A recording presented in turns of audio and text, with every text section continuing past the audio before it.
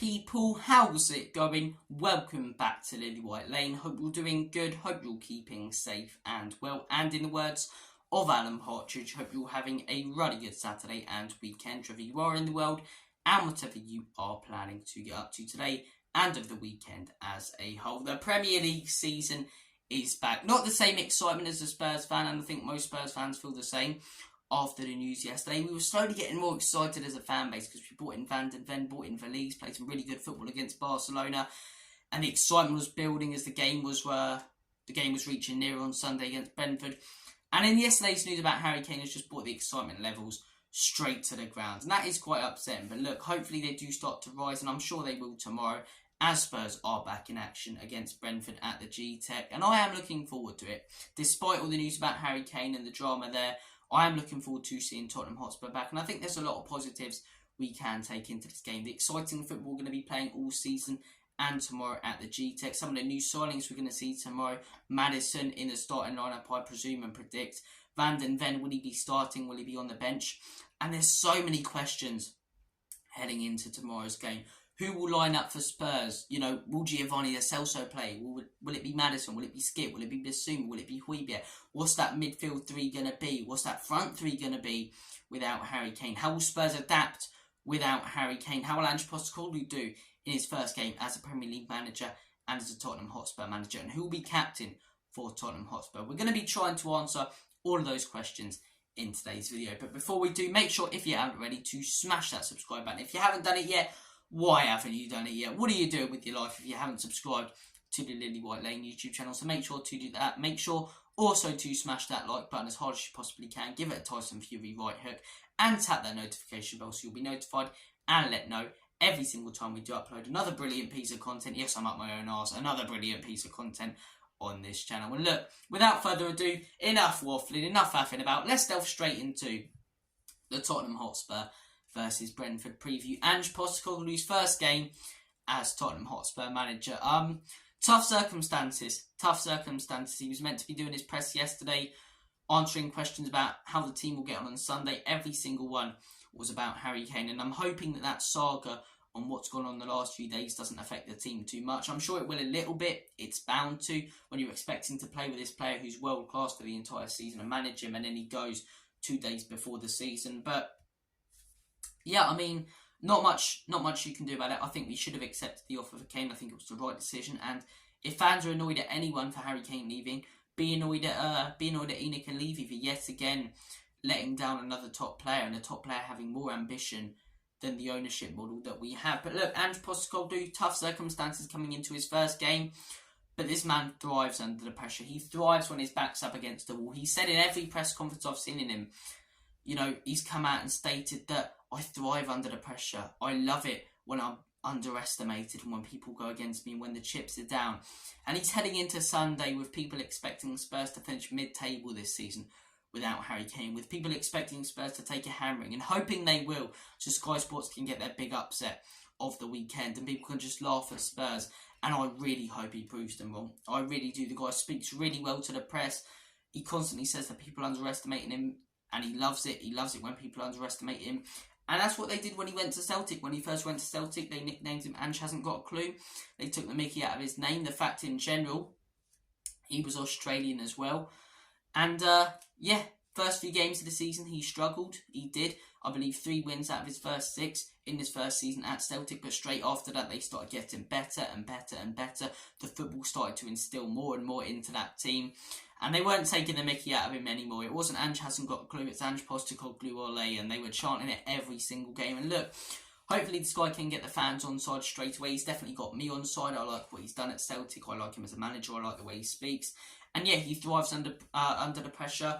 I'm looking forward to seeing the game tomorrow. I'm looking forward to seeing the team that he will pick without Harry Kane. I'll go with what I'll go with first. So if I was manager of Tottenham Hotspur heading into tomorrow's game, this is my lineup that I'd go with. I'd go with Vicario in goal, Udogie at left wing back, centre backs Romero, Van den Ven. Now a lot of people go, oh, he's half fit. Even at half fit, he's better than the likes of Sanchez and Dyer at full fitness. I'd go with, it's a tough one at right back. Do you go with Royale? He's a little bit more conservative. You know what? Stuff that. I'm going to go with Porro. gun-ho, all guns blazing. Poor at right wing back. Midfield three, this is another one. How cautious and how all-out attack will Tottenham go? Will they go with two attacking midfielders? Will they go with Giovanni Lo Celso, Maddison and Bissouma? Or will they go with Bissouma, Skip and Maddison? Or will it be Bissouma, Højbjerg and Maddison? Personally, I wouldn't play Højbjerg until that Atletico thing calms down. We know if he's staying or going. I'd probably start, in all honesty, Skip, Maddison and Bissouma. I think Giovanni Lo Celso, yes, he's a good player, but I think him and Maddison, I think you haven't really tried that in pre-season, and to chuck it straight in the first game, it's a risk and it's very attacking. I know Ange Postecoglou likes taking risks, but I think we're already taking one with my defensive prediction. Going up top, this is where it gets controversial and everyone has different opinions on this one. What I think I'll get to in a minute, but what I'd go with Manuel Solomon on the left wing. I'd go with Heung-min Son down the middle until hopefully we bring in a new striker. I really want someone like a Vlahovic. Probably won't happen. We'll be stuck with that pigeon knobhead for the rest of the season. But I'm hoping Solomon on the left wing, Son down the middle. And on the right wing, who else but Kulusevski? Hopefully he gets back to what he was. What I actually predict the lineup will be, well, will it be Hugo Lloris? He hasn't even gone yet. I think he will choose Vicario. I think he will choose Udogie. I think he'll go for Romero. I think, as much as I'd want Van den Ven, he won't. I think he'll go for Sanchez. I think Ange will most likely choose Porro at right wing back. I'm expecting a midfield three of Bissouma, Maddison and Skip. The same midfield three I'd actually go with, in all honesty. And a front three, I don't think he'll play Solomon. I think he'll probably go with Son on the left, Richie up top and Kulu on the right. But look, it is interesting, guys. I want to hear what you predict Ange Postecoglou's lineup to be and what you want it to be in the comment section down below. And look, another question. We've spoken about lineups. We've spoken about how Ange will adapt. We're going to get to Harry Kane. Don't worry. If you want to hear in-depth analysis and my real thoughts on the Harry Kane situation, check out the video I did yesterday, Farewell Harry, and all the videos I've done on the saga that seems like it's been directed by M. Night Shyamalan all summer. But look, who will be captain of Tottenham Hotspur? Who do I think it will be and who I think it should be? And the same person. And the same person, I don't know why I said it in that accent. The same person is who I think it will be and who I think it should be. And that man is Heung-min Son. I think the guy is a Spurs legend for what he's given to this football club. He's a world-class talent. Yes, he's been struggling slightly in pre-season. Not as much as some people like to make out. He's hugely contributed to the way we're playing. And I think he gets unfairly criticised when other players wouldn't. You know, if Perisic put in the same performance as Son, Son would get criticised a lot more by a lot of Spurs fans. I think there is a slight agenda there, but that's a video for another day. But I think the guy's a Spurs legend. He's given so much to this football club. He's the only one from that 2019 squad who's been fully loyal and, you know, has been fully loyal since he joined Tottenham Hotspur. Every summer when there's been links to other clubs, he's come out openly in the press like no other player has and come out and said, I want to be at this club. And I want someone captaining this football team who not only is a leader and has leadership qualities, but wants nothing else than to be at this club and wouldn't consider any move anywhere else. Heung-min Son is exactly world-class talent, doesn't want to be anywhere else. I'd go with him. If it's not him, I'd go with Bissouma. And I think if Ange Postecoglou doesn't go with Son, it will be Bissouma. It won't be Lloris, even though he's still at the club and we haven't cleared him out. Bissouma's been really controlling pre-season. I really like what I've seen of him. Yeah, I think it'll probably be Bissouma. But look, those are my thoughts on the captain. Now let's speak a little bit about Harry Kane. This is obviously going to be the big talk. Like I say, guys, you want to hear more of my thoughts about Harry Kane, go check out the video I did yesterday and the videos I've done all summer. Yeah, it hurts. It really does hurt. And fans who are going, get over it, this, that, they do frustrate me. But other fans that have annoyed me, right? These knobheads who are calling Kane a Judas. I slightly understand it if he stays at Spurs and doesn't sign a new contract. I still don't. But how are you saying this man has betrayed Tottenham when he leave the club or has left the club after being here for almost 10 years and has only suffered? If you want to blame anyone for the sale of Harry Kane, blame Daniel Levy and Enoch, because they're the ones who, yet again, just like Gareth Bale, have let down another top player at this football club. And yet again, it's gotten to a point like with Gareth Bale and like with Judas back in 2003, where the top player at this football club wants to move to a bigger club. And I know a lot of Spurs fans won't like that, but Bayern Munich are a bigger club. When the top player wants to move to a bigger club because the club doesn't share the same ambition as him. We had a player in Harry Kane who's more ambition than our ownership model. I give him all the best. I wish him all the best. as he moves on. And yeah, I don't understand this whole Judas thing around it. But look, how will Spurs adapt without him? I think, in all honesty, I think he still would have been great under Ange, but I don't think he would have been as good as under Antonio Conte and Jose, because he's a hold-up player. He likes dropping into that attacking midfield position. We've got James Maddison there. I think he still would have been good under Ange, but not as good as he was under the previous managers. I think maybe 20 goals, 21 goals this season, not 30. It's still world class, but you get what I'm trying to say. Will Stewart did a great video on Tottenham away where he broke down how Kane wouldn't really fit into that big Ange system, and I agree with that. I think Kane wouldn't really fit into that big Ange system that well. I think he'd still be world class, but Ange's system revolves around the whole team. It doesn't ever revolve around one player, getting the ball to these specific players. You look at Celtic, every single player playing a part, players switching positions as well.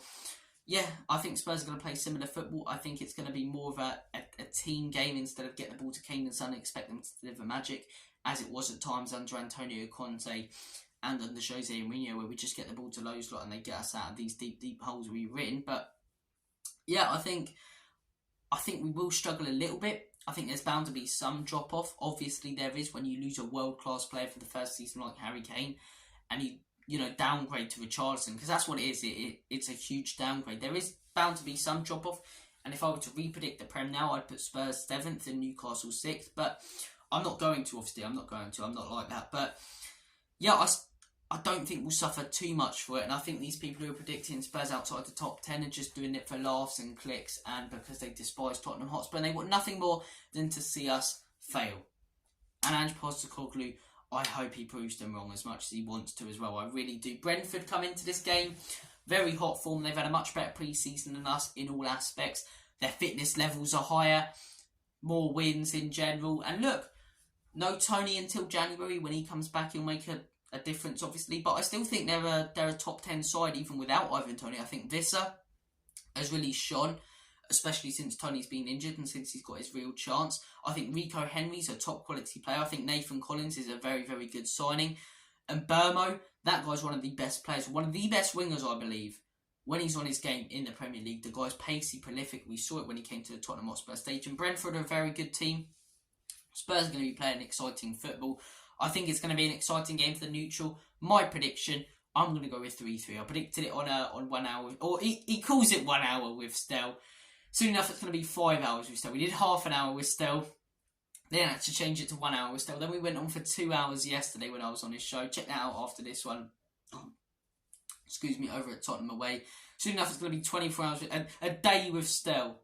A day with Stell. But look, guys, thank you for watching this video. You guys have been awesome. 3-3 is my prediction. I could easily see it going 3-2 Spurs or 3-2 Brentford either way. But I think it'll be an exciting game with many chances and many goals. Guys, comment your thoughts down below. Enjoy the football this weekend. Enjoy the football this weekend. Thank you all for watching this video. And as always, come on, you Spurs. I nearly said in Conte we trust, man. Conte ain't here no more. I don't know why I'm doing no cowboy shit. Conte ain't here no more. Like Brad Pitt in Inglourious Basterds. Conte ain't here no more. I cannot get my words out. I don't know what I'm waffling on about at this point. Conte isn't here no more. Ange Postecoglou is. In Big Ange we trust. Come on, you Spurs. Enoch and Levy out. We got there in the end. See you guys later. Enjoy your weekend. Up the Spurs.